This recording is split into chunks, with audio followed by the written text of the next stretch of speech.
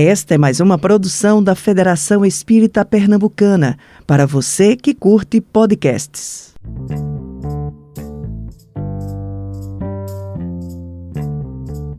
Olá, meus amigos, minhas amigas, muito boa noite a todos, sejam bem-vindos a mais uma live do Sou Jovem Espírita aqui de Pernambuco. Para quem não nos conhece ainda, as lives do Sou Jovem Espírita, realizadas aqui no Instagram, realizam-se, pelo menos nesse formato, na terceira quinta-feira de cada mês, e a gente sempre traz algum tema relacionado à doutrina espírita e um convidado para que a gente possa conversar sobre o tema da noite. Para a noite de hoje, nós teremos uma convidada da Federação Espírita Paraibana, trabalhadora voluntária, Mayara Maia, e ela vai estar trabalhando com a gente hoje o tema das 3 revelações. Tudo bom, Mayara? Boa noite, querida. Oi, meu povo! Oi, Dan! Oi, pessoal! Alegria imensa participar aqui com vocês. Coisa boa, seja muito bem-vinda. Obrigado por aceitar o convite da gente, por estar aqui hoje. Mayara, querida, mais uma vez, seja bem-vinda. A gente vai tratar hoje sobre o tema das 3 revelações, tá certo? O pessoal aqui hoje. E aí, eu queria aproveitar, já que a gente está aqui no começo, né? Muita gente está chegando de fora para acompanhar aqui a live com a gente. E, às vezes, né, até mesmo também dentro do meio espírita, não é incomum a gente tratar do tema as 3 revelações, mas sempre tem alguém que pergunta, poxa, as 3 revelações? Mas não era só o espiritismo, né? Quer dizer que tem mais outras 2? O que são essas 3 revelações, assim, né? Tu pode explicar um pouquinho para a gente hoje? Posso sim. Dan, tu me escuta bem? Escuto, sim. Então beleza. Meu povo, vamos lá. Já falei que é uma alegria, né? Sejam todos bem-vindos. Tanto vocês que estão assistindo aí no ao vivo aqui com a gente, quanto quem está assistindo depois, né? Que essa temática, ela realmente traz muitas curiosidades e é sempre bom a gente estar debatendo sobre. O nosso tempo aqui, eu soube, né, que meu ponto está informando, que é um tanto quanto curto, então já fica aqui, gente, a indicação de obras para quem quiser se aprofundar mais, né? Então aqui nós temos a Gênese, né? Boa. Chegou o momento de perder o medinho de ler a Gênese, viu, meu povo? Obra maravilhosa. Tanto o capítulo 1, gente, Kardec, é isso. É Kardec falando sobre essa questão do caráter da revelação espírita. E nós temos também Evangelho segundo o Espiritismo. O primeiro capítulo é o Jesus falando não vim destruir a lei, né? Então tem muita relação. Kardec, de uma forma maravilhosa, temos instrução dos Espíritos, justamente fazendo essa ponte, né, entre Moisés, Jesus e o Espiritismo também. Mas vamos lá, gente. Eu vi que no Sou Jovem PE, vocês estão esse mês todinho aí, né, trazendo contribuições sobre essa questão das revelações. Isso é muito legal. Então, saindo daqui, meu povo, vão lá acompanhar, também vale super a pena. O que acontece? Primeiro, acho que esse nome revelação, porque acho que a gente conhece hoje revelação como, não vou dizer a banda não, tá? É revelação. A primeira coisa também que veio na cabeça, revelação, nossa, é um grupo de pagode, não? Não é. Mas, por exemplo, a gente tem coisas como chá revelação, né? Que os pais têm aquele momento para estar lá descobrindo o sexo biológico da criança, né? Que envolve ali um momento de descoberta. Então, o próprio Kardec na Gênesis vem falar que vem do latim, né? Que é o tirar o véu, o descobrir, né? Literalmente ali. Então, tem a ver tem relação com conhecer algo que não se sabia a respeito. Isso é interessante, gente. O que eu acho massa assim, de Kardec é que ele não é deslumbrado, né? Que a gente falou de emocionado. Ele não é, ele é muito racional. Então, ele vem falar o seguinte pra gente, construindo o pensamento. Isso lá na Gênesis, no capítulo 1. Mas, espera, a ciência, ela tem esse caráter revelador, né? Ali através de método científico, de descobrir a verdade. Então, seria a ciência também revelação? E ele vem dizer que sim, a gente se depara o tempo todo com revelações incessantes. Né? O próprio professor seria um revelador, né? Porque ele está trazendo algo ali que você, a primeiro momento, desconhece. Aí ele vem dizer que o professor seria um tal de revelador secundário, porque ele conheceu para poder falar. Já um gênio, ele vem dele mesmo, então seria primário. Enfim, Kardec constrói o pensamento, eu acho muito legal isso. Mas o que vem diferenciar isso, toda essa questão aqui das ciências e tudo, do nosso tema de hoje? É a relação com essa revelação divina. Né? Aqui, essas 3 revelações que a gente vai falar aqui hoje, está totalmente ligado, são revelações divinas, né? Que significa que Deus, por meio dos seus emissários, né, fez a humanidade conhecer em momentos diferentes, e isso é interessante que o próprio Kardec vem dizer que traz, na verdade, os emissários, eles recebem essa missão que pelo nosso raciocínio simplesmente a gente não conseguiria chegar, né? Porque é algo que vem do mais alto. E aí, esses emissários como profetas, né? A gente vê o caso de Moisés e tudo mais, e vem o próprio Jesus, né? Vem trazer essas revelações divinas para dar esse empurrãozinho, né, na evolução da humanidade. Isso é bem interessante da gente debater. Então, a gente tem, fechando esse momento introdutório, né, de revelações, a gente tem 3 revelações conhecidas que tem ali uma interligação entre elas, né, mas inicialmente aqui a gente vai falar uma por uma. Primeiramente, Moisés. Gente, quem teve a oportunidade de assistir, eu adoro aqueles filmes bíblicos, sabe, Dan? Aquele que é desenho mesmo, assim, mas é muito massa, velho, muito massa. Então, tem o de Moisés, que é maravilhoso, já assistam, gente, vale super a pena. E a gente vê a missão de Moisés, o quanto ela foi grandiosa. Né? Moisés, a gente não vai adentrar muito, até pela questão do tempo, mas tem aquela história da cestinha, né? Ah, foi pega ali pela filha do faraó e tudo mais. E ele recebeu a missão de libertar o seu povo, né? O povo hebreu. Só que ele cresceu em meio aos egípcios, né? Que era um povo que escravizava o povo hebreu.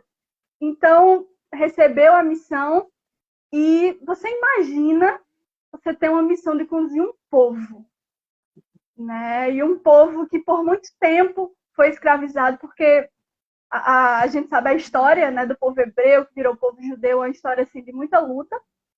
E ele recebeu essa missão de conduzir esse povo até a Terra Prometida, mas não só, ele precisava também trazer leis para regular o convívio daquelas pessoas em sociedade. Né? Então, estava se formando uma nova nação, assim, digamos assim, e ele precisava conduzir aquele povo. Então, a gente tem a missão de Moisés muito ligada à questão da justiça, né? Mas não só a questão da justiça, como, por exemplo, a questão do Deus único. Então, em meio a sociedades politeístas, né, os próprios egípcios eram politeístas, a gente tem ali a ideia do Deus único, ele já vem ali com Moisés.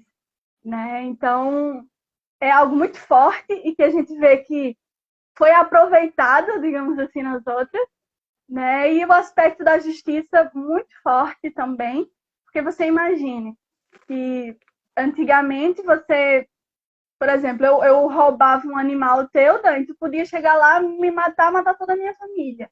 Né? Então não existia uma reciprocidade, digamos assim, entre a pena e o crime. Né? Não existia um equilíbrio. E foi Moisés para justamente equilibrar isso. Então, tem a da justiça. Né, Mai, essa tua colocação, né? Porque, por exemplo, exatamente aí como o Mai está trazendo para a gente, pessoal, Moisés, ele trouxe esse caráter, digamos assim, de justiça para todo mundo, porque vocês vejam, como o Mai bem colocou, né?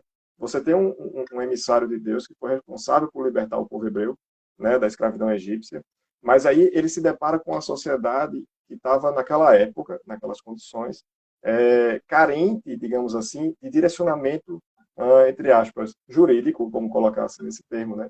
E aí Moisés vem trazer para eles essa colocação de mais de senso moral, digamos assim, né? Inclusive, Mai, são dois aspectos, inclusive, né, que você tem das leis de mosaica, né? Você tem o aspecto divino e realmente o aspecto mundano, né? Exatamente, exatamente. E isso é legal de ser falado porque quando Jesus vem, e Jesus nasce no povo judeu, né? Então, quando Jesus vem, ele vem reafirmar o caráter divino da lei mosaica e vem modificar ali o que deveria ser modificado porque chegou o momento, né? Então, em relação a leis humanas, isso a gente vê Jesus ensinando as pessoas da época. Então, por exemplo, os fariseus eram pessoas muito ligadas aos costumes ali, então aspectos exteriores muito fortes. Jesus, gente, isso não importa, entendeu? Vamos focar aqui no essencial.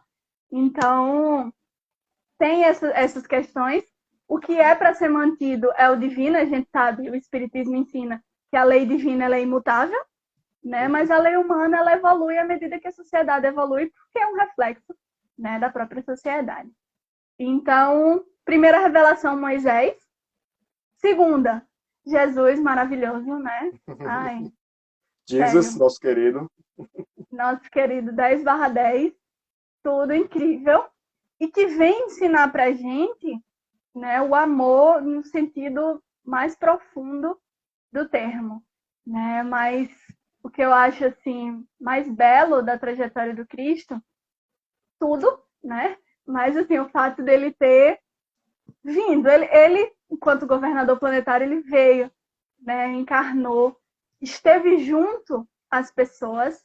E uma das minhas frases favoritas, quando ele vem dizer que para os apóstolos, né, que já não vos chamo servos, porque o servo não sabe o que faz o seu senhor, mas vos chamo amigos, né? Então ele fez questão de se aproximar das pessoas e mostrar o amor incondicional e o amor e nos ensinar as relações, né? O caráter do Evangelho de Jesus ele é sobretudo de relacionamento, né? Então relacionamento comigo, relacionamento com o outro, relacionamento com Deus. E isso ele vem trazer, e não só falar, mas ele vivencia isso pra gente.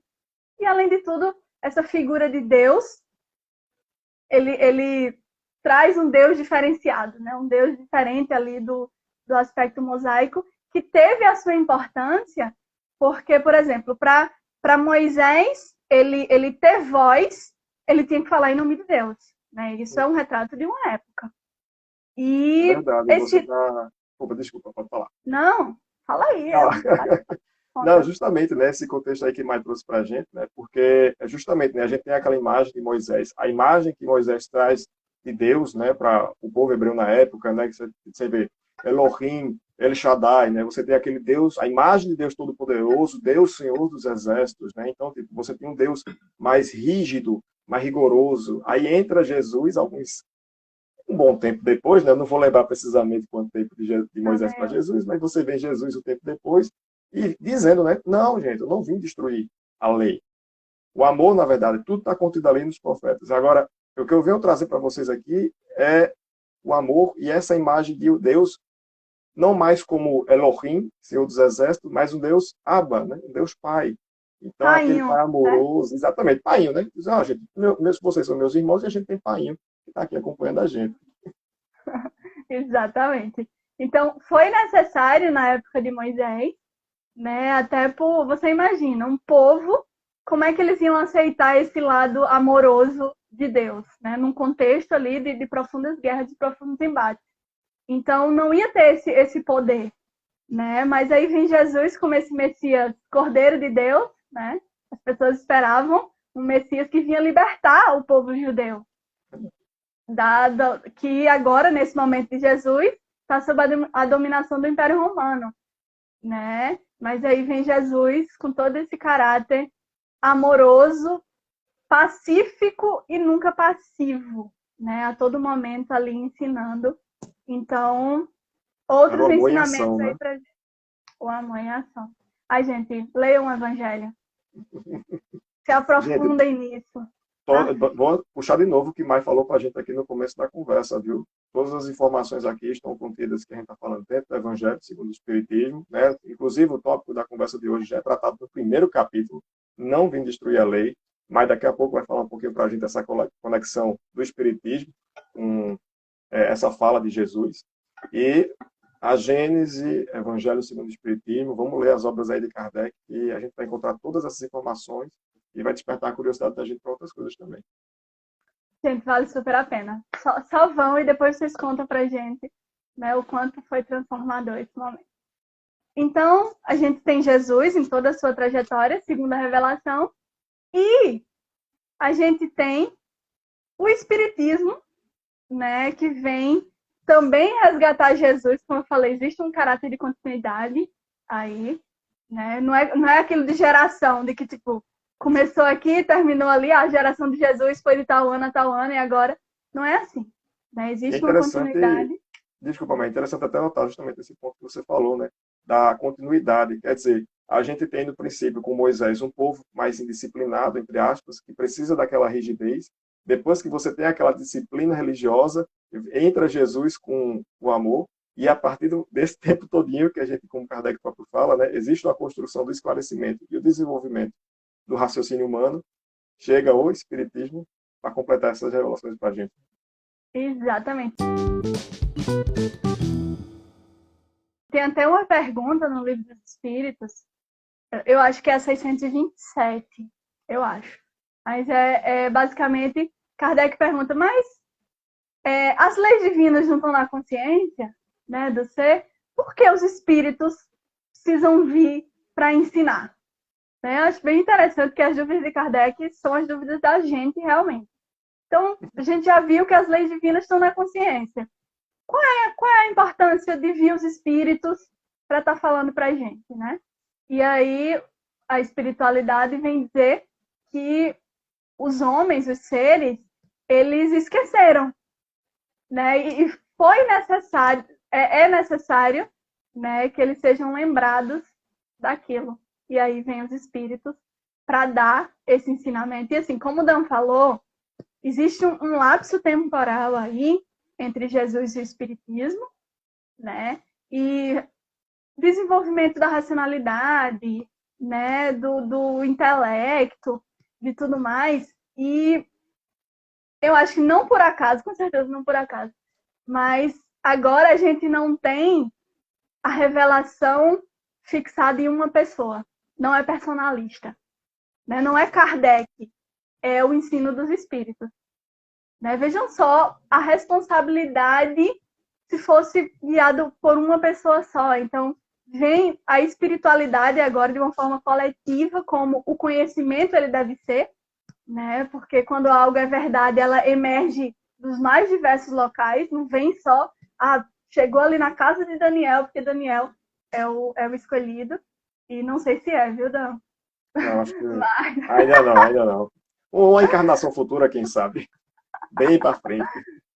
Então, mas quando a verdade vem, ela vem dos mais diversos locais, né? Elas emergem, como aconteceu com o Espiritismo, que ela foi eclodindo ali nos mais diversos pontos, aí veio Kardec para dar aquela organizada. Uma boa dica aí, Mai, porque realmente muita gente ainda pensa, né, que Kardec criou o Espiritismo, né? Na verdade, ele foi só, como o nome diz, né? Foi o codificador da doutrina, não é isso?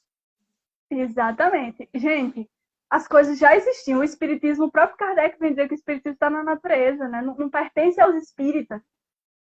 E o que eu acho legal também é que ele mesmo escreveu um artigo na Revista Espírita, isso acho que já para 1869, já no finzinho da encarnação dele, e ele vem dividir o Espiritismo em dois, digamos assim. O Espiritismo moderno, a partir de 1850, que é quando começou os estudos, e antes disso, o Espiritismo retrospectivo, que ele intitula. Ou seja, sempre existia Espiritismo. Só que a partir de 1850, que é quando eles começaram a estudar, teve o caráter científico, a partir daqui a gente vai chamar Espiritismo moderno. Antes disso, Espiritismo retrospectivo, que mostra que ele tinha um amadurecimento gigante de que ele não era o criador, né, da doutrina.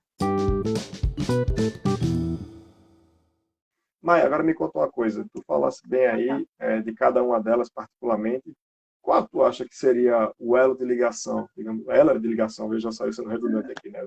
O elo que existe entre cada uma dessas revelações, como é que elas se conectam, como é que é essa construção de uma para outra, a gente sair de Moisés e chegar até o Espiritismo.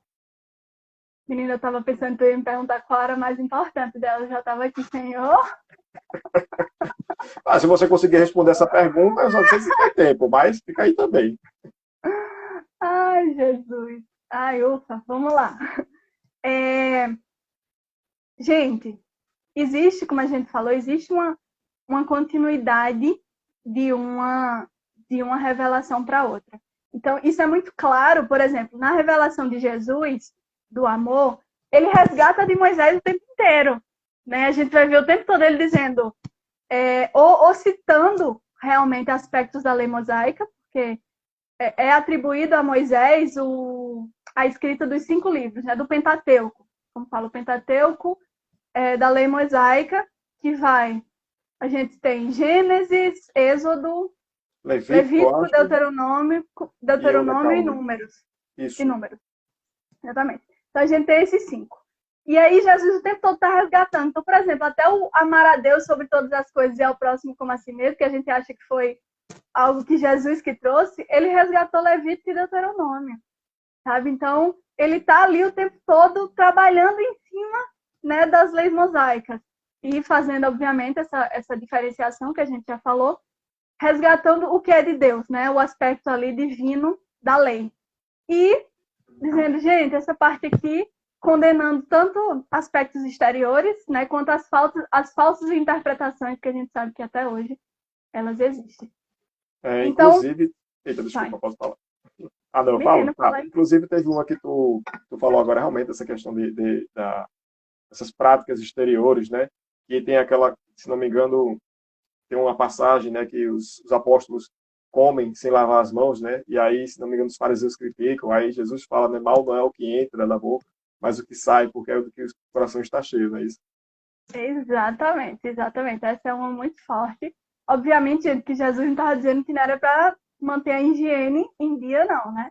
Mas ele aproveitava ali, você vê que afiadíssimo, aproveitava os mais diversos momentos para estar ensinando e puxando as pessoas para o essencial, né? Que é o aspecto espiritual ali das mensagens. Por isso, quando a gente vai, inclusive, estudar o Evangelho de Jesus, a gente precisa diferenciar também o contexto cultural da época com a mensagem espiritual que também está ali. Então, a gente precisa, né, observar essas duas questões, porque Jesus nasceu entre o povo judeu e ele viveu enquanto judeu. Né? Então, os costumes do povo, tudo ali ele participou. E o espiritismo, gente, a gente não precisa nem dizer que o espiritismo é ali o cristianismo realmente redivivo, né? Como é falado, porque o próprio, a gente pega o Evangelho segundo o Espiritismo, é a parte moral ali da doutrina, né? Que é Kardec comentando versículos do Novo Testamento. Então, Kardec faz ali uma apanhada ali, ele junta em capítulos, mas é ele comentando. Ele e espíritos, né? Também tem a contribuição da espiritualidade. Eu gosto, Dan, de uma frase do Evangelho segundo o Espiritismo, a primeira instrução dos espíritos, que é do capítulo 1, e quem dá essa comunicação é um espírito israelita. Ele assina como um espírito israelita. E ele vem dizer o seguinte pra gente: Moisés abriu o caminho, Jesus continuou a obra, o espiritismo a concluirá. Olha que lindo. E esse abrir o caminho de Moisés tem muito, né? O Mar Vermelho ali abriu e tal. Eu vi que o pessoal do Sou Jovem Pernambuco deu aquela desmistificada, né? Porque a gente fica mais como cajado e de repente, pá, pois né? Aquela coisa de hollywoodiana, né? Hogwarts e tal. E aí Moisés abriu o caminho, Jesus continuou e o espiritismo a concluirá. É muito bonito. Então a gente vê que existe, né, realmente essa interligação. E tem que existir. Né? Isso é raciocínio lógico, gente. Porque, por exemplo, se Jesus dissesse uma coisa e o espiritismo outra, e fosse um contra o outro, um está certo e o outro está errado. Né? Isso é raciocínio lógico. Um é V e o outro é F. Um é mentira e o outro é verdade. Então, tem que haver essa continuidade. E a gente sabe que quando se trata de verdades universais, né, elas perpassam aí o tempo. Tanto que hoje em dia, né, 2000 anos depois, Ocidente, outra cultura que a gente está estudando Jesus e se baseando, né, nos seus ensinos. Você vê quando a verdade é verdade realmente, né, e as revelações divinas elas se baseiam nessa verdade eterna, aí ela perpassa tempo e espaço. É verdade, mas bem colocado. E é interessante a gente notar, né, que existe essa ligação entre cada uma delas, né? Com a evolução do sentimento, com a evolução da razão, elas vão se desenvolvendo bem ao longo do tempo até chegar onde a gente está aqui hoje, né, com a doutrina espírita, e como disse bem Kardec, não vim desfazer o cristianismo, nem o que Jesus falou, mas agora colocar em prática. Agora é o momento da gente agir, né, com essas leis e viver nossas vidas de acordo. E como Mai bem comentou, o nosso tempo não é lá aquele senhor tempo, né, para que a gente possa discorrer bem sobre o assunto. Então eu queria fazer uma última perguntinha para Mai, para que ela pudesse contar um pouquinho para a gente agora um lado pessoal dela, né? Como Kardec, como Jesus, como Moisés foi importante em algum momento da tua vida, assim, em algum momento que você se lembrou deles, né? E das lições que foram passadas. Massa. Já vou me expor aqui, meu povo, para vocês, né? E isso uma vez eu falei, viu, Dan? Num estudo e tal, a gente estava conversando, meu Deus, eu só estou aqui para expor a minha vida. E aí um amigo meu falou, Mayara, mas Jesus faz a gente se expor, né? Que a partir do momento que a gente se expõe, que a gente vê ali o que está equivocado e passa a, né, querer cuidar disso.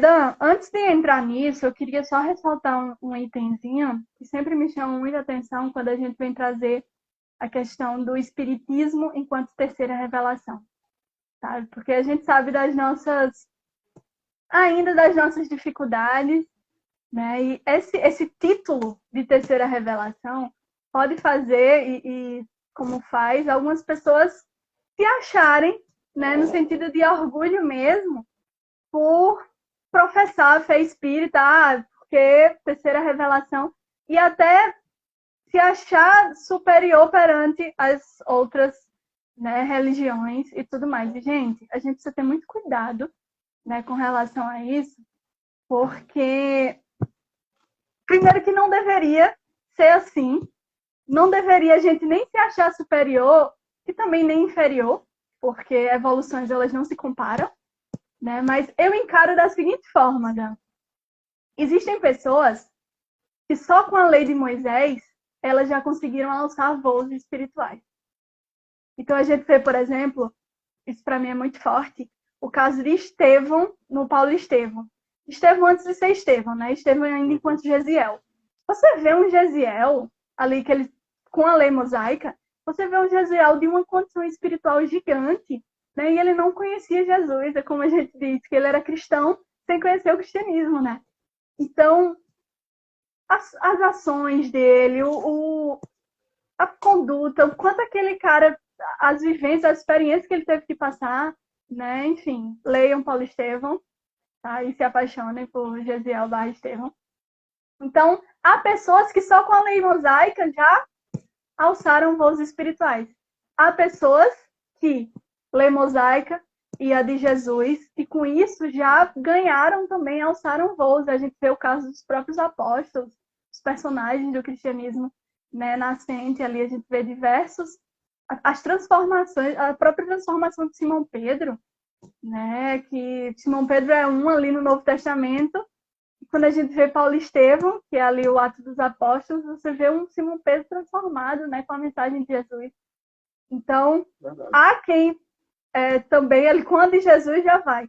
Mas há aqueles que ainda precisam do espiritismo, né, como é o meu caso, e aqui me expondo também. Nosso caso. Eu aqui. Então, gente, não é esse título, né, de terceira revelação, não é algo para a gente se sentir superior de forma nenhuma, né?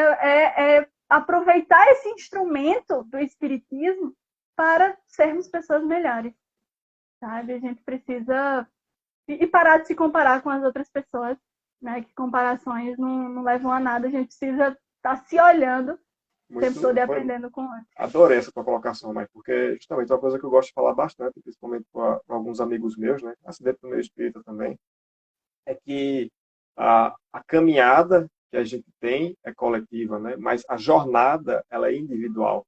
Quer dizer, a gente tem o nosso caminho a seguir e, se não me engano, tem um filósofo alemão que é Ludwig Wittgenstein, acho que é o nome dele, que ele diz o seguinte, né? Vale para a filosofia como vale para a vida, né? Que na filosofia vence não quem chega em primeiro, mas quem chega por último, porque leva mais tempo refletindo acerca daquilo que acontece, né? A gente costuma encarar a vida como sendo uma competiçãozinha e chega ao final, ninguém vai ganhar, ninguém vai perder, né? Só vai ganhar realmente aquele que soube aproveitar as oportunidades. E o próprio Kardec fala, né? Reconhece seu verdadeiro espírita pela sua transformação moral e pelo esforço que emprega para domar as más inclinações, né? Então, é esse o verdadeiro espírita. Tem muita gente que é espírita e nem é fiel, no caso, adota o espiritismo, né? Exatamente. Gente, ser espírita não é ter a carteirinha do espírita, não, viu? É a caçar essas carteirinhas aí. É realmente a ação, né? Então, fiquem aí também com esse alerta, né, pra gente. E a gente sabe o quanto o espiritismo ele é ecumênico, ele abraça, né, todas as religiões e a gente deve agir da mesma forma, né? Então, bora lá. Sim, com relação a momentos da minha vida. Eu nasci em lar espírita, né? Então, os conceitos do espiritismo, eles sempre estiveram muito presentes para mim. Aí há quem fale, então para você sempre foi muito fácil, né? E eu digo que não, porque existe o lado também de que quando aquilo é tudo muito natural para você, você não dá tanto valor assim. Então, por exemplo, eu não gostava de ir para evangelização espírita quando criança, né? Eu só fui realmente me engajar em movimentos de jovens, isso já mais tarde, eu tinha uns 16, 17 anos. Então, há esse lado também da gente também não dar tanto valor de quem veio de outras e se identifica com o espiritismo e aquilo, né, e lê todos os livros e tal. Eu fui ter esse hábito da leitura espírita um pouco mais tardio, sabe? Então, por exemplo, com relação à questão de Moisés, né? As questões do aspecto da justiça de Moisés, elas sempre foram muito diluídas, né, para mim, no espiritismo, Deus único e tudo. Mas algo que me toca muito de Moisés é ele ter ouvido o chamado. Gente, quem assistiu o filme que a gente já indicou aqui, né, você vê que Moisés, ele tinha ele era rico, né? Ele era ali da família do faraó, então ele tinha um conforto muito grande. E ele ouviu o chamado de ir contra, né, ele nasceu ali, ele nasceu não, ele que ele tava, cresceu entre os egípcios, então, e contra até o próprio irmão de criação dele, né?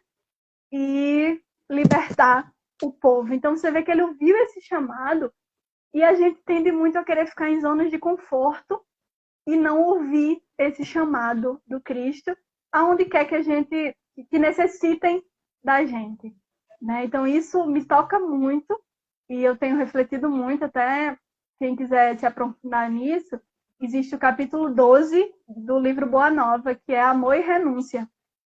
E Jesus vem falar isso, que é até comentando uma frase dele, quando Jesus diz que aquele que não odiar pai e mãe, né, não é digno de ser meu discípulo, no sentido, Jesus vem dizer que realmente ali ele não está indo contra os laços familiares, né, mas que a gente precisa priorizar o reino de Deus acima das instituições humanas, né? Então, partir quando for solicitada a nossa presença. Então, isso Moisés ele soube fazer lindamente.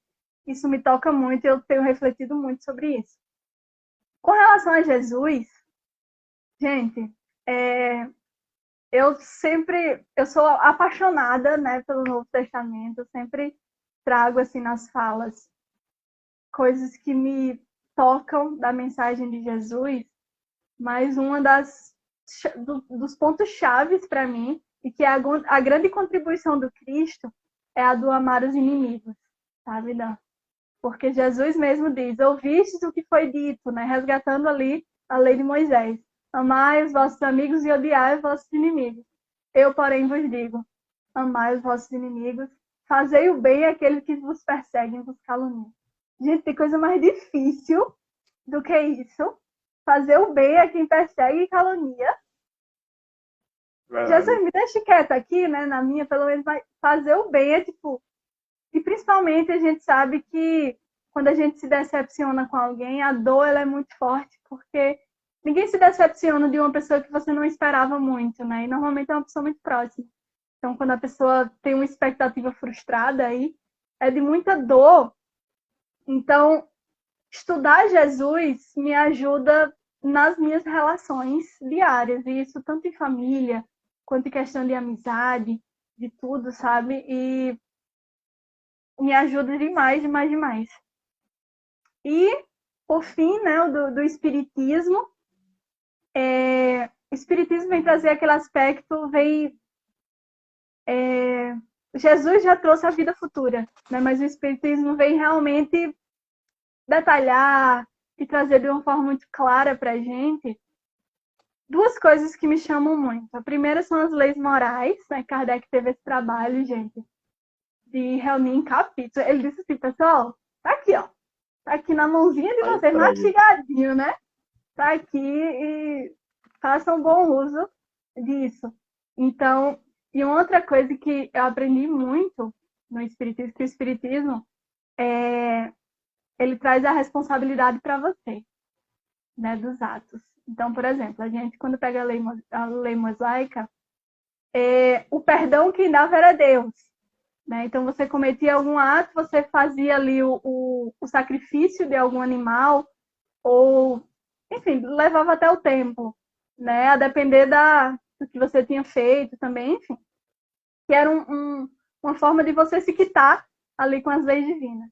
E aí vem o Espiritismo e traz essa questão de botar a responsabilidade no seu colinho, né? E fala da importância da vontade, gente. Que a vontade, ter a vontade, Leon Denis vem trazer como a maior das potências da alma. Danto, me corta, se a gente passar que eu tô sem horário. Não, tudo bem. Pode Mas minutinhos. a vontade, ela é um motor realmente impulsionador do progresso, né? E os espíritos vêm dizer quão poucos são os que se esforçam, né? E a gente precisa trazer isso para si e ter essa vontade, esse motor impulsionador da mudança que a doutrina espírita vem trazer. Então, todas essas, tanto as personalidades, né, no caso de Moisés, no caso de Jesus, mas o conteúdo dessas revelações, Kardec vem dizer que tudo isso são ativadores do progresso, sabe? Em diferentes épocas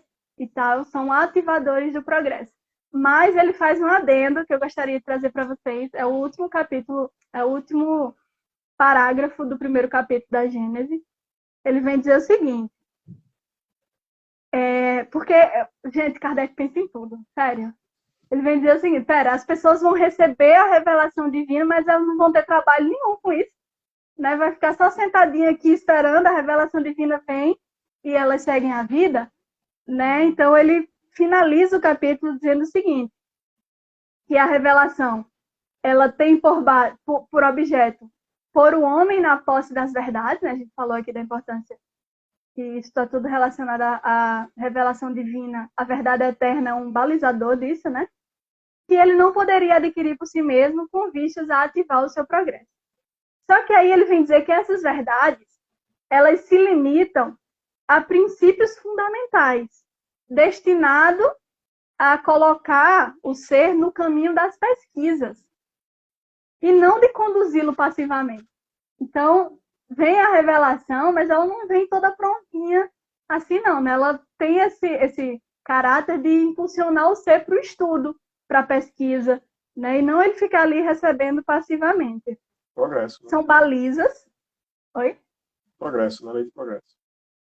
São balizas que lhe indicam a meta, cabendo a ele a tarefa de estudar e deduzir suas aplicações. Então, cabe a gente, né, no dia a dia, saber, né, estudar e saber onde colocar, né, todo esse conhecimento das revelações divinas que a gente recebe. Não é só ficar sentadinho e dizendo, agora veio, estou tranquila aqui e pronto. Mas não, a gente precisa receber essas revelações, e para isso o estudo é fundamental, né, mas aplicá-los ali na nossa vida cotidiana. Só assim a gente vai realmente conduzir esse progresso. Maravilha. Espero ter respondido, Dan. Respondeu muito bem, obrigado. Meus amigos, vocês estão vendo, né? Trabalho. A revelação, a quarta revelação agora, né? Vamos trabalhar. Bom, Mai, o nosso tempo é curto mesmo. A ideia é que a gente troque mais uma conversa para que a gente possa suscitar a curiosidade dos nossos amigos. Meus amigos, vocês ouviram aqui hoje várias dicas de livros. Vamos ler, vamos estudar para que a gente possa aprender mais sobre a doutrina, né? Sobre os assuntos que ela traz para o nosso aperfeiçoamento, para que a gente possa auxiliar quem estiver próximo a nós, também a nós mesmos, né? Para que a gente possa dar cumprimento à lei de progresso e sermos verdadeiramente apóstolos do Cristo. Mai, muito obrigado pela sua presença aqui hoje, pelas esclarecimentos que você trouxe. Gostou do modelo? Foi rápido, não foi? Curti, foi rápido. Olha aí, tá bacana. A ideia é isso mesmo, a gente vai construindo, como você bem falou, né, os posts ao longo do mês, e aí a gente combina com essa conversa bem bacana. Mai, muito obrigado pela presença. A gente se encontra depois por aí. Beijo, querida.